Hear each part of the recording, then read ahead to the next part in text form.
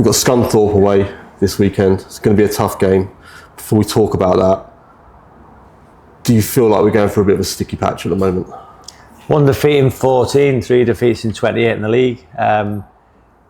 We've been magnificent. But you would say that, draws for us feel like losses, especially when you're having as many chances in open play, as many chances from corners, no first contact. So again, we would argue that for most clubs, 1 defeat in 14, 3 defeats in 28, 4 or 5 points off the top of the league, 22 new players, lots of first loans and young players that we're doing incredibly well, and we're on a journey. But I would say, because losing at Bratley, drawing against Truro, having to win the game with that many chances missed. Drawing away at Sutton with 10 on the back of some, poor decisions, let's be totally honest. And then missing Ricardo unjustly for the game against Altrincham, where everybody who's been at that game witnessed 27 chances, 23 shots, missed opportunities, and if we had Ricardo, I think we would have won the game. So you could say it's a little bit sticky, but in a positive way, because 3 defeats in 28 with a new group is quite remarkable. And I think about it, I think about every single detail, every margin, and if we'd have taken even one of the easy chances we've had against a Sutton, against a Braintree, against numerous teams we've drawn against, we'd be top of the league, but we're not.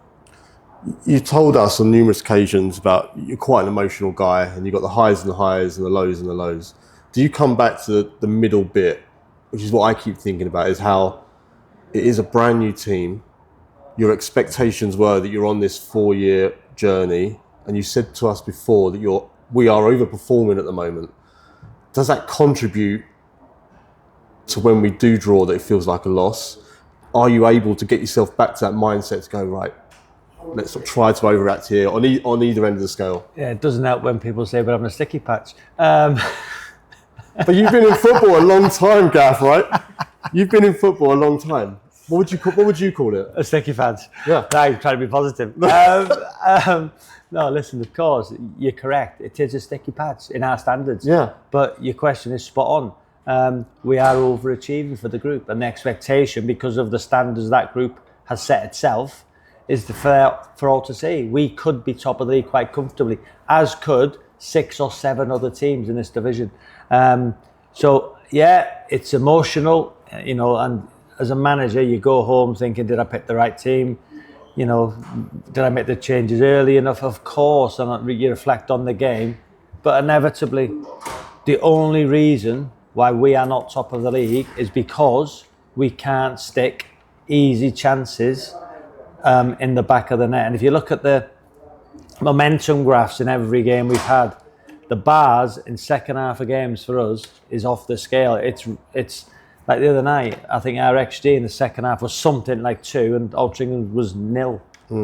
But again, in the first half, they could have scored 2 or 3, let's be totally honest.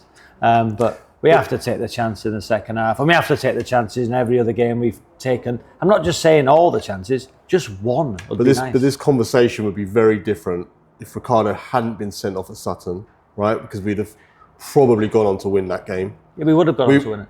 We would have probably won at Altrincham. Well, you're saying that, but Ricardo in his history, guarantees you goals. He's a proactive centre forward who thinks the keeper's going to spill it, that Jilly's going to get the ball and I'm on the move, he's going to whip it in. Cairo, Doidge and Temi are all fantastic for us, but they're different to Ricardo. They've all got history of scoring goals. So you recruit players on numerous times you watch them, analytics and metrics, and history of goals. Yep. And they've all got history of scoring goals. So again, Ricardo's in exactly the same situation. The difference with Ricardo, in the 2 games he's played, he scored 2, one as a penalty, put the ball in the net, then was sent off, and we missed him. So again... but this shows what the totally fine margins of fine football. Margins, correct. Listen, because that's what I'm saying. We're calling it I'm calling it a sticky patch now. If Ricardo had been playing last week, and who knows? He might have missed. he might have done. Yeah, we can't guarantee it, but But it would have changed the frame of this conversation. Yeah, of course. But we are where we are, and we're doing unbelievably well.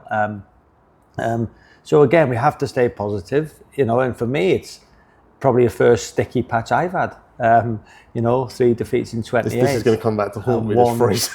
And 1 defeat in 14. And let's be totally honest, with the fun February, or whatever we're going to call it, that February is just relentless of top teams against top teams. Listen, Halifax, and Hartlepool are only 11 points behind us. So if we have another sticky patch in these next 4 or 5 games, we'll be looking over our shoulders to stay in the playoff race. That's how tight it is. So again, we're not taking anything for granted.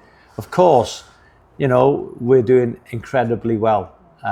But yeah, you look at every scenario and every situation, and the next 3 games for us are huge. Scunthorpe, Andy's doing an incredible job. What a job. Brilliant. I can't speak highly enough of the job he's done. 1-1 at our place. We got the last minute equaliser, deservedly. Let's be totally honest with the chances. But he's done brilliant. As has Luke at Boreham with the 2 promoted sides. What a job those 2 have done. Well, Boreham would have been flying, right? And Scunthorpe both did the job on them. Yeah. To go to Boreham Wood and play the way they did and deserve to win, incredible. So Andy and his team, he's got a real good setup. It's a big football club. There'll be a good fan base. It's a good stadium, passionate support. And listen, I can't speak highly enough of the job he's doing. And to get a promoted side to be challenging for the title, let's be fair, they're not far away from the leaders. Listen, I think York and Rochdale are the 2 to beat. I really do. Mm-hmm. As I've said numerous times, if you finish above York or a Rochdale, you'll win the league. I think those 2 now are the ones to catch, and you can just see how it's panning out. We all said Christmas and New Year would be the time. So Scunthorpe are a brilliant club with a brilliant manager, and it's going to be tough. Do you think the return of Ricardo is enough to get the team up? Yeah, Ricardo, listen, when all your best players become available, and he's on the team sheet, as a manager, you breathe a sigh of relief. Yeah. Of course you do, because even the players will think, well, Ricardo's back. Of course. He's been magnificent. His personality, his character, the way he is, he lives and breathes football. He's got an opportunity. So, of course, I'm delighted he's back, as will the other players. Any other injury or team news you want to share? Non-transfer related? Yeah, we've bringing in a player this morning on loan. So again, that should be announced this afternoon. Mm-hmm. It's a brilliant acquisition on loan from the football club once again. It fits our profile, fits the way we want to play. Good history in football. Met him yesterday. Brilliant character, brilliant individual. Will fit into the group really, really well. So hopefully that paperwork can be done and it can be announced this afternoon ahead of the game against Scunthorpe, where the player will be available for selection. Obviously, there's been a lot of news on social, as there tends to be around this sort of situation. Any update for us and the fans on Mendy? Well, Mendy, I thought in the second half the other night was a leader. He was fantastic, and I expected nothing more from Lauren. Again, every minute I've worked with him, he's brilliant. Yep. He's a brilliant player, and that's why Hearts, made an offer, but it didn't meet our valuation, or didn't meet the club's valuation. So I think now Hearts have moved on. Okay. It's a player who has attracted the attention because of his performances. It's no doubt about it, because he has seamlessly taken the step up to easily be one of the best players in the National League this year. Yeah. I'm sure now there'll be other teams looking at our captain. As we know, lots of our players have been linked with other clubs because of the way we play, because of how good we are, and because of their individual performances. You have a unique perspective on it, as you've been a manager, or you are a manager and you have been a player. so you've probably seen it from both angles. What's your interpretation of what Lauren's probably going through at the moment? Listen, you'll have to ask Lauren personally,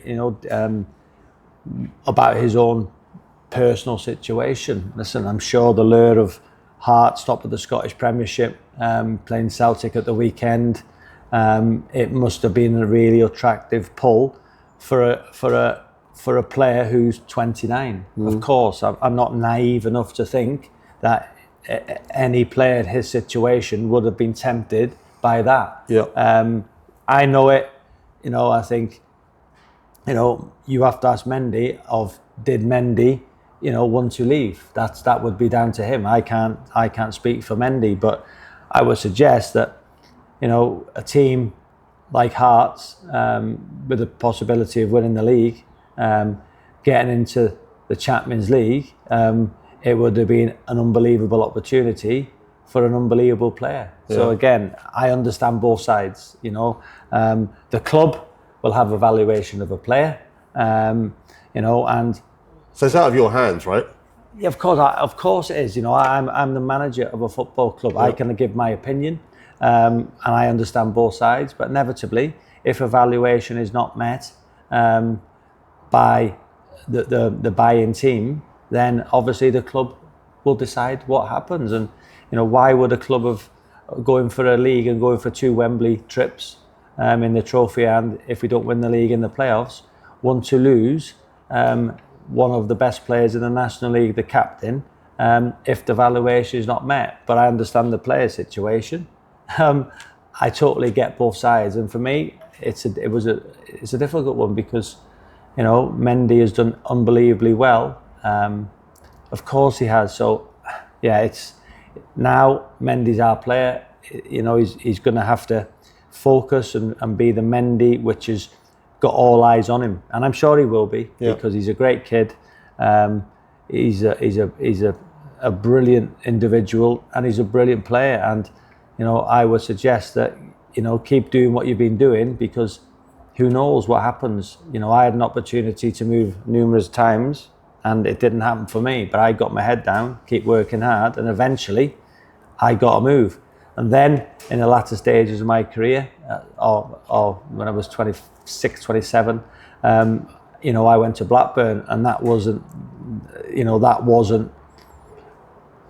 the way to act as a player. But inevitably, I got what I wanted because, Blackburn met the fee which Birmingham wanted. Yeah. And I think there was 3 or 4 bids that went in before that time, which didn't meet Birmingham's requirements. When Blackburn met the requirements, I obviously, got the move to go and play for Mark Hughes at Blackburn. So I get both parties' sides, I really, really do. But I'm the manager, and I'm answerable to my sporting director and Dale. So again, but we're all in together. Yeah. We're all in together. It's a decision which we've made as a group, and we always do. Whatever signing, ins or outs, myself, Dale, Asif and Mark will take accountability, because the 4 of us are in it together. And that's what's so special about this club, that we make decisions jointly. Can I ask, does news like this have any sort of impact on the dressing room in general? Yeah, of course it will. Of course. From a non-footballing background, what would that look like? Yeah, of course it will, because obviously we all know that the lads talk, and it's, whether some players might think it's a brilliant opportunity for him. How can the club, keep him here when if the player wants to leave? Or some players might be thinking, nah, keep the captain here. We got a great chance of going up. So again, but one thing's for sure, that in such a tight dressing room as we have, with great individuals and great personalities, because they're so tight, they'll all have their own opinions. And I'm sure with the recruitment we've done, it won't be the first offer we've had for a player in this transfer window. I'm sure there'll be more, and I'm sure in the summer there'll be more, because that's the way we've recruited. And again, it shows now as a football club that we're highlighting players from lower or first loans who now are on the radar of some big football clubs. So it's a credit to how we've changed the mentality and the culture and the recruitment process at this club in the space of 5 months. I guess, Gaffer, money aside, a player like Mendy and the influence he has at the club is almost impossible to replace, right? Well, with our recruitment, with our analysis and our metrics and how we recruit, all players will be replaceable. You look at the top teams that in the history, they've always got a process. Look at Brighton, look at the way they recruit. Look at Brentford, the way they recruit. And we're a very similar club to that. Look at the way Hearts recruit. So again, we'll look at the data. But right now, for us, the offer for us to go and replace Mendy right now, if you're looking at young Premier League centre halves at 21s, some agents might think, I don't want to go to the National League, I want to play in the league. Who's going to sell us a player now? Because we'll go for a top player from a team challenging for promotion in any league. So, and the centre halves in our league are any as good as Mendy? Or probably not. Yeah. So again, very, very difficult in a short space of time when it come out of the blue for us to replace, which doesn't help Mendy. Of course it doesn't.